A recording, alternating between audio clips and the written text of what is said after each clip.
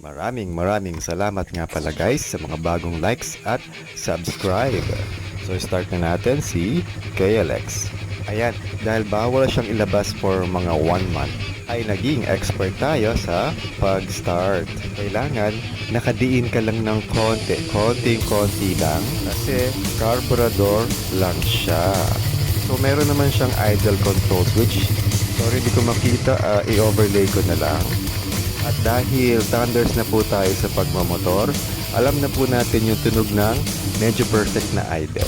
Yung Ninja kasi naka-EFI na, so nag-a-adjust na siyang mag-isa.